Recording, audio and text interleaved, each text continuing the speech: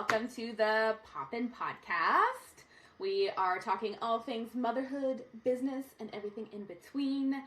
And so if you just have 5 minutes, or if you have 30 minutes, we hope you can pop on in. Hello. Hi, Naomi. Welcome. Hi, Rachel. Thank you. So Naomi is a mom of 4. She has a published kids book. She's also got a published adults book. And she is hoping to expand her, she's going to expand her kids book series.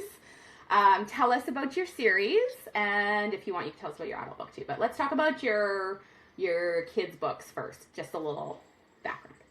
Okay. The kids books are they're made for my children with my children as characters. So to kind of help them buy into the stories a little bit more.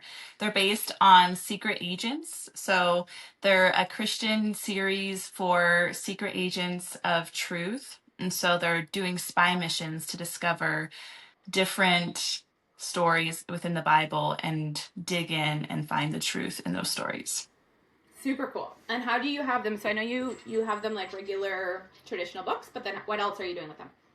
So you can get a hard copy where you can print them and have them in hand, which the kids like the best. But I also have created videos, which I still need to post, about the stories. So you can watch it for free online on YouTube, and anyone can access the stories. But they're little video clips as I'm reading the book. Cool. That's awesome. So Naomi, how do you find the time to do that with 4 kids? I don't ever feel like I have the time, and I think I'm constantly failing at it. I guess we're so hard on ourselves. I'm always like, I should have the next book done already. I haven't actually posted any of the videos yet because they're not perfect. I feel like I'm always waiting for this like perfection moment, but I squeeze it in when I feel like I should be doing other stuff. I think there's a lot of guilt within it. So one day I'll pick myself and I say, okay, today's the day that I'm doing it, and I'll go as far as possible, as long as possible. But then it'll take me another week or 2 before I actually feel like I can work on it again, because it's always taking up or taking away from when I'm supposed to be sweeping or unloading the dishwasher or actually spending time with my kids. So it's hard, but I try to. How do I do it? That's a good question. I wasn't actually ready for that question, Rachel. Okay. We didn't actually we didn't really prep. You didn't prep me with any of these questions. This is not a question I prepped. I'm leaving. Like, well, the celebrities, like, this was not an approved question list. That's a good question, though. How do I do it? I mean, other than just sitting down and doing it, it's like when it's after the kids are in bed, I'm sitting on the couch. Usually AJ's watching a show or a movie. It's probably 9:30 p.m. because I've probably already done the kitchen work. So I feel good about sitting down and not working. Because if I'm just sitting there and doing it, I feel guilty. All I think about is what's not being done. So then I'm like, all right, well, let me just do that. And then I can sit down without the guilt. And that's why it takes so long, is because usually when that's done, the last thing I want to do is pull out my iPad and use my brain some more. So totally, because you've already done it so much in a day, right? Yeah. So do you have it like scheduled in, or do you just kind of decide on the day? You're like, oh, today's the day I'm going to do it. So I don't have it scheduled in consistently, but I should. But usually I'll wake up inspired. Usually I'll have a dream or I'll have an idea, and that will inspire me. So that morning, I'll make sure that I've done everything throughout the day so that when the kids go to bed, I'm ready. So when I'm making dinner, I'm already cleaning up dinner. And when I'm clearing the plates, I'm already wiping the counter, and then I whip out the broom right away. Like, I'm more prepared, and I've already started that system in the morning versus being behind all day. And then the days that I don't do that, is like I don't have a hope or a prayer to like get anything started. Totally. I find the same when you have it. Not even so, like for you don't have it scheduled, but like you said at the beginning of the day, if you know that's your plan for the day, is then you can set yourself up for success starting at the beginning of the day, which I think Yeah. is huge. I think that's super important if you are trying to get anything done. I'm an executive assistant, and in order to like get all my stuff done, I write it all down, everything that I need to do. And I know you and I were chatting about this. Is like you've started doing that the night before, and like writing your to do list the night before. Yeah. And I think another, having your to do list written down and then doing it the night before so you can go to bed and not worry about it. Yeah. Is it gets it out of your head, right? So there's this, and this is with anything in your head, anything that you overthink, anything like that, is when it's stuck in your head, it's moving at lightning speed, right? You're not picking up any of the details. It moves fast. And so once you write it down, it slows it down. That's like the slowest way of processing information. It stays stuck in your head. We all do this. You spiral, right? Like it just you go crazy places that when you're writing it down, you never go there. Well, one, it would take too long to write, but two, like you're like, oh, this is silly. But when it's stuck in your head, so writing it down is what I'm trying to say here. Writing it down is a great idea. And then one of the things we did go over talking about is being able to stay present when you take a break. It's like you go to take a break, you go to rest, and you're like, oh, I've got this to do, I've got the dishes to do, I've got the whatever, and you and we do this even when we're doing other things, but taking the break and then always feeling like you have something else to do. How do you work through that? Have you figured out how to work through that yet? Maybe you haven't yet. I'm working on that. Yeah. Well, like we were talking yesterday, I was like, the car is a place that I know that I have a break. So I'll schedule something to do in the car that I can do driving, which is like usually talking on the phone. So I use that as like a correspondence time. Like I'll call mom, I'll call you or Abby or B. But I feel like I stuff my breaks, or the break is like, and this is embarrassing to say, but it's like I'll go to the bathroom and I'll sit there for 15 minutes scrolling. And that was my break because it's such a brain dopamine quick habit. It's horrible. I think everyone can agree that the phone is such a time suck. And I'll just be like, oh, when it hits 8 p.m., I'm going to get off. And then it's 8:30. And I'm like, whoa, I just spent 45 minutes. I didn't do anything. And then the guilt and the spiral. Writing it down helps also. I actually can see the priorities when I write it down because in my brain, it all seems urgent. It all seems important because it's there and I need to do it and I do need to do it. But when you write it out, you can say, okay, this is actually what I have to do. These ones aren't important or they can wait till tomorrow or I'll get to it when I get to it. The problem with writing it down is that it's another step. I think so. Like at nighttime, like last night, I cheated and I was like, well, I'll just think about everything I need to do as like a mental to-do list. And that's not the same thing. Okay, that is literally just the same thing as letting it sit in your head. So having the time to write it down. And it's hard because a lot of other like mom influencers, like the ones that I follow, like, well, you got to wake up early, you got to have the 5 a.m. club, and then you can get your workout in, and then blah, blah, blah, blah, blah. And sometimes I just want to slap them in the face a little because they're not wrong. Like, it's not that they're wrong, but it's a privilege that not everyone gets to have. Not everyone has the schedule that allows them to wake up that early. Not everyone has the ability to have a partner even who's willing to take a morning shift so you can get a workout in, or a partner who has a schedule. Not even if they're not willing, but their schedule just doesn't work for you to do that. Like we have to wake up early regardless for school. So any earlier, it's like I'm a zombie the rest of the day. Like no one wants me like that. So I don't know, it's hard. You get mixed advice online and it doesn't always seem helpful, which I think is our goal here is to be helpful. Like we're just run of the mill. We don't have nannies. I don't even have a Roomba, I got to manually sweep. I feel like we're manual moms, That's a good like one. there's not like we don't have automatic things happening. We both work. Yeah. You're basically full time. I'm full time. You are, yeah. We both have kids. Like, we're manual moms. Like, we're doing manual labor. And I feel like a lot of like the influencer moms have a lot of automatic systems and they're privileged to do so. It's not a shame thing. Like, good for you. No, I can't no. wait to be you. Right? That's where I I'm working aspire to be. But so But then they it's have these plans and systems that are set up for automatic moms. And they're like, yeah, just make your life easier. Have a housekeeper come once a week. I'm like, well, that would be freaking fantastic. Thank you for that awesome advice. Let me just find extra $200 a week. yeah, okay, so going back to the 5 a.m. wake up, I have struggled with this because um The Holy Grail. yes, thank you. It's like, do Like this and everybody you'll can get be early. successful. And it's not wrong. When I wake up early and I get a head start on my day, it's a much easier day. It's I right. agree. Oh, I feel like a lot of that comes from men.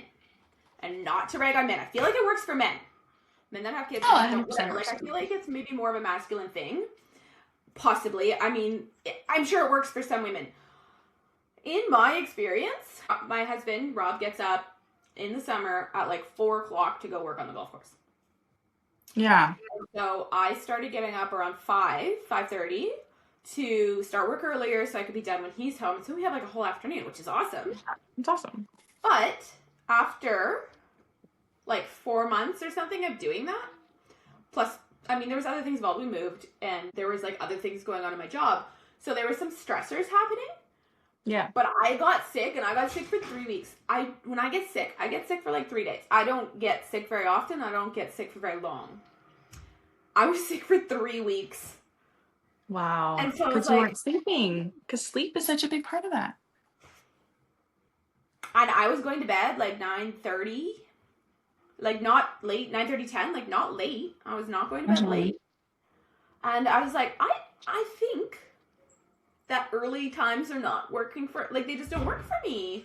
So I get so frustrated when I see that information because I agree. If you get up, and I don't even think it's getting up early in most people's schedules. It has to be early, like you said. Like, you already get the kids up early, so it has to be early. If I didn't have kids and I could work whenever I wanted, I would probably still get up at like 6 or 7. Not crazy early, but also not late. But I would start till later, and I would probably stay up later. Again, before having kids, I would often do stuff late at night, and I would be fine. Like, I would have the energy to do it, and I would have the motivation and inspiration to do it. But with kids, I don't, like, I'm done at 10. Yeah. Oh, yeah. So then have to shift it to the morning when, like, it doesn't really fit my biology. I don't know. Like, and like, I did it for 4 months. Like, I should have gotten used to it, right? Or whatever. Like, I should have adjusted. Maybe we need to figure out the late night hack or something. Because I know that I'm not the only one. I know there's a lot of night owls out there that get stuff done in the evening. Like, I don't think it's uncommon. But like you said, like, the Holy Grail is get up at 4 or 5 and get stuff done. And then it's impressive, so it sells, right? Like, it's it works. Like, if you wake up early and you get a head start on the day and you work out, you have more energy. Like, none of it's wrong. It's just not always doable, right? Yeah. But like I said, if I didn't have to get up early, I could do all that and still have a great day. My day would just start later. Yeah, right? totally. It's the point of the, like, for us, our schedule and the kids, and I'm sure that's the same for a lot of people, and other things, work and whatever, right? Like, it's not just a kid thing, but it forces you to do that just because you don't have the time. So I don't know, maybe we need to develop a system, an evening system or something with kids so that we can be productive. I don't know. I can do it a little bit early. So back to the writing it down thing. Because you're like, it's another step. And I think that is a barrier of entry for a lot of busy people. It's one more step. Unless you're organized. Organized busy people, they're like, okay, they figure out the systems, right? But for people that aren't naturally systemized, it's harder. It's more of a habit thing that you have to develop.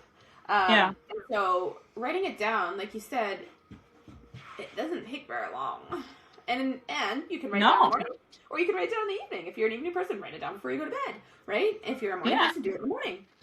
It can be on the notes in your phone as you're falling asleep. It's what you choose to do instead. That's what it comes down to, is like, you choose to do Instagram instead of writing down your next day to-do list. Yeah. Yeah. Yeah, so it's making it a habit, right? And building on those habits. So it comes to a matter of choice, right? We're making choices every single day. Also, another reason why it's hard to make those choices because we have decision fatigue, right? But Yeah. if you can simplify your life down, then that makes it easier to make those decisions. Writing it down helps you make those decisions because you said like the hierarchy becomes more obvious. It's a choice, Mm-hmm. and most We people should don't like to do hear that. we should do a little experiment, like a real life experiment with the manual moms out there. Uh-huh. Is like me and you should consistently do the evening like brain Mm-hmm. dump for the next Mm-hmm. day. Mm-hmm. Because when we were talking about it, it was like for sleep. Because I'll wake up at 2 o'clock in the morning and then I can't fall back asleep because I'm like just my brain is trying to remember all the things I have to do the next day for Totally. work and for kids. So it's like maybe we do a little experiment and then in 2 weeks Yeah. we do like a circle back to I like this and that. say like, okay, these are the results that we've seen. Yeah. Um, Good idea. little real life Yeah. experiment. So I have an idea for that. I listen to an audio every night. It's like an hour long audio. It has apparently special technology in it that is supposed to like calm your nervous system and help rewrite your brain. Honestly, just the act of that routine and habit is calming in and of itself because I like put them in. I'm like, like let it all go. But it's they have like layer or levels rather. So there's like you listen to the first half an hour for 12 weeks, and then you listen for there's like a full hour audio. You listen to that for 2 or 3 months. I forget the number of weeks, but anyways. So what I did, I was like, okay, how am I gonna track this? So I wrote down the dates in my notes with a checklist and just wrote down every single day. It was like December, like 21, 22, 23, 24, 25. And every time I listened to it, I checked it off. Right. It helped me remember to do it, one. And because that's part of it is like remembering to do it. And then two, it was like a little win because I'm like, oh, got it done. Checked it off, right? Like they have proof that that is a dopamine hit in and of itself. So yeah, just a quick simple hack, guys. Listen to this. Write a list of all the days, and when you've written your list at night or the morning, whatever you like, check it off. And you can have ChatGPT write the list for you too. We're not out here Copy paste. Yeah. using our thumbs. That's a good idea. Yeah. Some people like it printable too. Like I don't have my notebook in here, but I do have my like remarkable where I like to like just the action of crossing it off. Mm-hmm. It's Yeah. very like Crossing definitive. off. So Yeah. like work, I use like a notebook and I'll like it's so funny because at work I have so many great systems Me and I too. never forget to do them. Like I can just go in there and like I have blah blah blah and I do it and like because it's one you're probably being paid to do. I think part of it too that I'm going to be trying to work on in the experiment is identifying. Okay, so there's two parts. Okay, identifying like the main stressor. Like one for me is like I hate seeing crumbs on the floor and I have Mm. dark floors, so like I created my own problem. Like I could have gotten different colored floors. But I don't like seeing crumbs. Like that is a stressor. That's like I don't like annoys walking on me. crumbs. I hate walking on crumb. Oh yeah, if I walk on a crumb, I'm like, it's like a little like twitch in my eye. And Yes. so, so when I was in a smaller house, it was easy and it was a system that I swept every night. Like I was like, no problem. It took 5 minutes to do a quick little sweep. I had young twins. I didn't want them eating old food off the floor. It was like an easy thing for me to do. Now this house is bigger and I can't sweep the whole thing. And part of my brain is like, but we have to sweep the whole thing. Like there's like Same this too. weird expectation. So it's like identifying like a stressor, Yeah. your easiest possible solution, Mm. and your expectation. Like you have to set a realistic expectation. And I think that in itself, like that three-part system would work for anybody. Like I'm not saying everyone has to have a clean floor. Like that might not bother someone else. They have a different stressor. So identifying the one thing that like really sets you off, Mm-hmm. figuring out the easiest way to solve it, and then setting expectations. Now the easiest way to solve that would get a Roomba. And I don't have a Roomba. So my next easiest solution is I only sweep in the kitchen. And I just go like, that's my expectation, is that the rest of the house won't get a daily sweep, but the kitchen will. and under the table. And then this took forever, but I had to make sure the kids only ate in the kitchen because they like to just walk around and they're like chipmunks. And that took forever, but they do now. And that's like about staying consistency. And I'm like, when you no longer eat like you're a fish, then you can go eat in the living room. But you have to eat here. And so it like that's like one thing that I did to like solve that problem in my life was like, okay, I can't sweep the whole house every day. Like, so that's kind of identifying something that stresses you out and creating a system around it. And that takes time, but like if you really want to solve the problem, then you'll want to do it. And then the other thing about being late, like a night owl, is I did switch it. I was like, I can wake up at 6. The 5:30, I tried. I've been trying to wake up at 5:30 and I never really get out of bed. But I can get up at 6, no problem. That's 30 minutes before the kids have to get up, so I can make coffee and get breakfast going and get it all done. But I can't work out. And I think that's where I was always like hindering me as I was trying to do everything and like get a workout in and get this and maybe a Bible study, get it all in, and I just couldn't do it, so I was failing. I have a question. Yeah. Back to the identify the stressor. Easiest possible solution. What if you worked out for 10 minutes? You had this expectation of having to work out for how long? 30 minutes. Okay. What if you did 10? Yeah.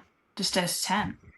Ooh, interesting. So this is my thing. I do not like working out. I have a hard time doing it on my own. Once I like go and work out, I like it. Like I feel good at the end. I feel fun doing it. I like that part of it. I like actually getting to do it. If it's so, then I'm like, okay, well, what are the easy ways to work out? Like, sure, there's the traditional ways, like the hour long. That's like so typical. I mean, half an hour is getting more, but I'm like, 10 minutes is better than nothing. 100%. So I started walking on, not every day even, just Tuesdays, Wednesdays, and Thursdays, because that's what works. And I walk every day, or all those days, and sometimes I walk for 10 minutes, sometimes I walk for 20, but I'm like, sometimes I walk for 5. It's like, it's not the point of like, this is the setting expectations, right? We have this expectation. Yes. I want to do it for an hour, so I'm not going to do it if I can't do it for an hour. Sorry, I'm getting really loud. Yes, because then you're not going to do it at all. That doesn't help at all. That's right. And that's like the last post I did. I was like, maybe you only have 5 minutes to do to take a rest, right? I was talking about rest in that post in that video. Maybe you only have 5 minutes. That's fine. Start somewhere. And so you were talking about half an hour in the morning, how that helps you. But you didn't have time to fit the workout in, and I interrupted you. So right. No, that was so. I started doing it at night. What I was trying to do, and it doesn't happen every night, but some nights I'm able to work out, and so like it just works out, and I can go and do a quick 30-minute workout, and I always feel so good afterwards. And then some nights like I want to work on like a more mental project, so I just kind of have to like pick. But what I was trying to not let myself do was just pick my phone. But usually if I'm really stressed out at work, which has been happening a lot lately, I'll just pick my phone because I don't want to work out and I don't want to use my brain in another mental capacity.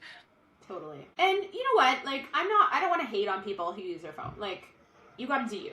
Whatever works for you. But if you are trying to better your life, if you find yourself complaining all the time about, oh, I never have time for this, and I never have time for this, and you actually want to do it, like, if you don't want to do it, that's fine. You don't have to do it. I'm a huge proponent of do whatever you want. Whatever you want, yeah. Whatever you want. And, like, you asked me today, can we bring coffee? I'm like, anything goes. I don't care. Like, I'm like, whatever you want to do, I don't care. What drives me nuts is when people complain about not having enough time, complain about having a crappy life. And it's like, well, what are you doing to change that? Yeah. So if you want to change it, this is for you. If you don't want to change it, this is not for you. This is going to trigger you, right? This information. You have to make a choice. Do you want to do it or not? And then if yes, then you have to start doing things other than your phone. Because your phone, unless you're like posting for work, but then it has to be very intentional, it doesn't move your life forward. Social media is literally designed, we say phone, but I think we mean social media, right? That's good. Yeah, no, 100%. And like half the reason I don't get rid of my social media is because I'm like, well, I do want to post on it. I do want to do something new, but cool. I don't. So there's like, it's not helping. But yeah, so I think specifically social media, because like often I'm reading on my phone, which I don't that means I can read anywhere, right? So Right. No, I email. don't think it's necessarily the phone. It's definitely social media. Yeah, which just is 100%. wonderful. Yeah. But that literally, I mean, I'm sure there's moments. There's moments that it can move your life forward. You catch a video or a thing, a meme, whatever, and you're like, oh, that really helped me, which is great. Like, that's what I like about social media. There's the options for that. But, like, just to mindlessly scroll does not help you improve your life. Social media is literally made to keep you on social media, which... Yeah, it's designed that way. And it's very, very good at its job. It is. Because it's got so much data on us. And it's also, like, that takes away time from our kids. So then it's like, well, I just spent however long on my phone. That guilt, you're like, well, now I have to do this for my kids. Yeah. Not have to, but you want to. Sometimes you have to. And that just takes away more from you. So you have to think of, like, time as money sometimes, where you're like, I just spent $30 It's a currency. to sit here and not do anything. Yeah. And I find, too, once I do that, like, when I get stuck scrolling, and you get sucked in, right? And then all of a sudden you have to come back to real life. You're like I don't get super mad. I'm just like, oh my God. I'm like, it's like waking up. Yeah. You're woken up and you're like, wait, now I have to be a parent and I have to do this and I really don't want to because that was really fun and I want to go back to doing that. Yeah. Your brain, like, picks the next easiest, like, your brain always will wire the easiest way to do it. Oh, for sure. Which is why, like, this is why people struggle, right? Because you avoid the discomfort, the extra work, whatever. Like, so even though it's like, make a to-do list, it's easy. It's the easiest thing to do. You write it down. You don't even have to do anything, like, on the list. You could just write it down. But because it's one more thing to think about, one more thing to decide to do, it's hard to do. It's crazy. And, like, even sometimes thinking about what you have to do stresses you out. So I'm very much like an avoidance where I'm like, I won't even want to think about it. Right? Totally. So writing it down makes me have to think about it. Yeah, exactly. And you have to choose what you're going to do. But I lost my train of thought. What was it? Oh, so good. So good. I like that topic, though. Like, stretching the edges of your comfort zone is how you grow. Like, you literally can't grow. You don't have to do, like... I always hate it when people are like, you have to do hard things to get better in life. Or, it's like, you could be just, like... I guess maybe hard isn't... I have a problem with the word hard. I like to do things the easy way and still get it done. Not to cut corners, but to be efficient. Like, that is just me. That's my personality. I try to be as efficient as possible. People look at it as being lazy. I just try to do less work and have the same result. I don't think that's bad. So pushing the edges of your comfort zone is hard, but it's not like you're out there like doing manual labor hard. Like, you can do that. Right. It's not like you're out there risking your life hard. No. It's not like...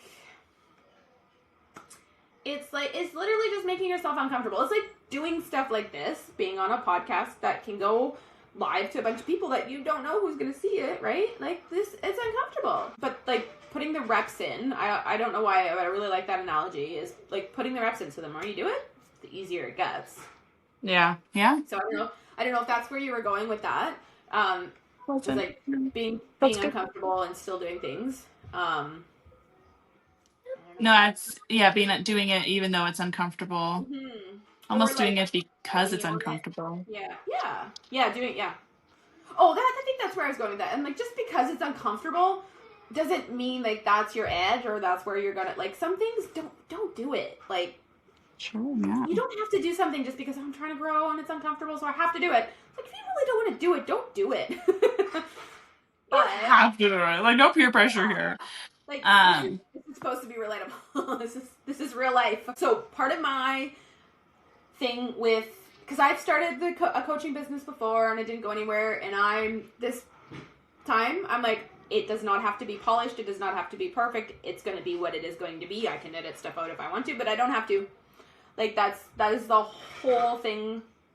Real life, not unedited 100%, but if I don't want to, I'm not gonna. Yeah, so looks like perfection is the death of production or something. What is it? Yeah, the death of productivity. Perfection is the death of productivity, something like that. Yeah, something like that. I just don't have the time, and honestly, I don't really care anymore. Yeah. Yeah. Okay, one more thing I wanted to talk about. Mm-hmm. Well, there's lots of things, but this is one of the things I really wanted to talk about. Is how toxic we can be in our heads. So you were talking about, Mm-hmm. or like, Oh my God, that's what it was. Thank you. Oh, thank you. Okay, you keep going. I got it now. okay. I wrote it I down. Keep think going. I don't want I you to think lose your that train of I have thought. written down. Toxic. Yeah. So at the beginning of this, you were saying that so you were doing like your books, writing your books, and Yeah. you were always feeling like, oh, I should be doing housework, I should be washing the dishes, Yeah. whatever it is, right? Doing mom stuff, life stuff, right? Not your hobby. Right. Feel selfish to do something that's just for me. For you. Especially And like the kids one is one thing, so I do feel like that's beneficial for them. But the adult like romance totally novel is like just it's for you. purely for me. Yeah. And I love the word should. I've been really getting into something called the Enlifted method. Shout out to the Enlifted people, where they talk about language a lot, and they say, Yeah. and I've heard this before, not just from them, but like you're shitting all over yourself. And so Yes. they work through a process where you say, okay, so your sentence was, I should be doing housework, let's say, and then they change it, and they get you, and you write it down. So writing it down is very important. So I should do more housework. You change it to I could do more housework, and then you change it again to I can do more housework. So it takes the pressure off of yourself, right? You're like, oh, I can do more housework. Okay, great. And then Right. go back to writing. I won't do my housework. I like that follow up. Yeah, we keep going with that one. In this one. Yeah. Whereas you could go the flip. I should be writing my book. I should be spending more time on my books. Right. I could be spending more time writing my books. I can spend more time writing my books. That's like a better scenario. Mm-hmm. And then you don't want to go, I won't be writing more in my books. No. But I like the flip on that for certain things, right? The language is important. It's very important. And I love the saying you're shitting all over yourself. But I like that, that yeah. is the toxicity of our brains. I wanted to share an example of something the other night. So, 2 nights ago, I was washing the dishes, and I often get like brilliant flashes of inspiration while I'm washing the dishes. And then my hands are wet, and I'm like, oh, I have to go write it down. So I'll have to grab my phone and just record stuff. Yeah. So I was washing the dishes. Oh, and I found a plate and it had paint on it. And my mother-in-law had been painting with the children earlier in the day. And so my first thought was, she didn't clean up. Like, I wish she paid more attention to detail in that regard. And it's like a common thing for me to think that. She's always in her house. She helps us so much. And I just need to be grateful. But it's like, talking about those stressors. So it's like, I pay a lot of attention to detail. So my expectation is for other people. But obviously that's my expectation and it has no bearing on anybody else. But, okay, so that's a trigger for me. And I saw the paint, I had the thought, and then the very next thought was, no, we are not doing this. And I didn't consciously think it. It just came to my head, and I was just like, all the work has finally come to fruition. And it literally just, like, my brain stopped it for me. Because every time I have those thoughts, whatever it is I'm doing, cleaning up the house, whatever, I find something, and I'm like, oh, I wish they did it this way. Every time I had that thought, I would say, no, it's okay. They get to do it that way. I get to do it my way. And that's okay. Like, it doesn't have to be a trigger. But I would do it over, and I don't know how many times I've done it. Like, years of doing it. Yeah. Well, it's such a habit, too, and complaining feels so good. It's 100% a habit. And so that was my job, to rewire that habit. And so to have that happen and not have to consciously be like, no, stop. We're doing, it just happened and it stopped.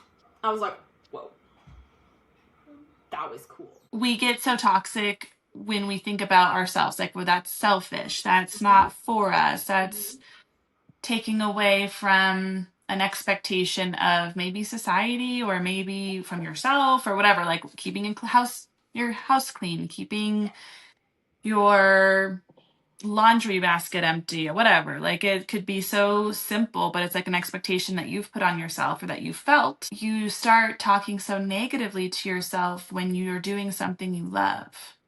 like, well, I shouldn't be doing this, or I should be doing something else, or this isn't as productive, or maybe this will know, like your negative self-talk when you're doing something you love that should be your favorite thing to do, is go do something you love. It's the truest form of self-love, is to do something that brings you joy. And yet we're so programmed to talk negatively about it because maybe it's not perfect, or yeah, we do have a list of other things we have to do. It's not productive. I feel like that our society has been trained to be productive because that's what we're taught in school. That's what we're taught in like the workforce, right? As when they brought in the 9 to 5, the factories and the 9 to 5, yeah. Right, and then the school followed suit, and so now we're programmed to work from this hour to this hour and produce a certain amount, and if you don't, you're not enough. You can get fired. You don't make enough money. Whatever it's like, if you're not productive enough, you are not enough. So therefore, doing your thing you love makes you not enough. Yeah, because it's not productive. Because you're not producing in a way that is obviously beneficial to society or your family or whatever. Yeah. But that's not the point. But that's how we're wired, right? That's how we're wired, yeah. Even like trying to do things efficiently so you can do more. It's like, what if we just did them the way that we want to do them? Even if it's not efficient. Maybe. That's like, again, back to this is how I want to do this business this time, is like, it's just how I want to do it. Sure, I'll take inspiration from other people, but like, if I don't want to do it, I'm not gonna. I don't have to. And I think we need to bring that into like our everyday life. Obviously, being mindful of like still taking care of your family and not being like, nope, not gonna feed you guys today. You're being little. I don't really want to swear. I really want to swear, but then I don't know. Yeah, I know. I'm trying not to swear more. Yeah, but I'm trying not to complain.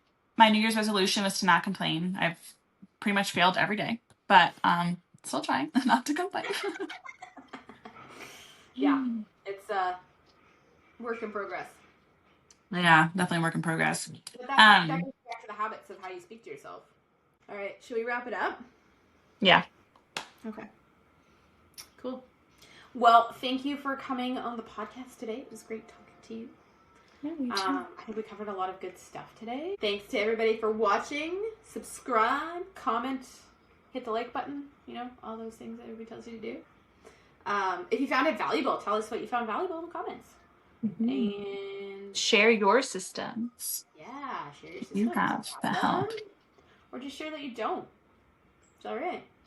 We're not here to judge. I judged you just now. Yeah, you got it. Pardon me? I was like, I just judged you right now. You don't have a system? You should. Write it down. And we're going to do that. We should do that experiment. Should. We're going to do that experiment. Yeah, stop shitting on yourself, Rachel. Exactly. Do that experiment of writing things down. Yes. Doing your to-do list the night before. Mm-hmm. See how that goes. See if it frees up some headspace. We'll test it out and see how that goes. Okay. I should stop spinning. It's probably making people dizzy. I'm spinning. I got a spinning chair too, Rachel. Ooh. Okay. Thanks for watching, everybody. See you next time. Thanks for popping. Bye.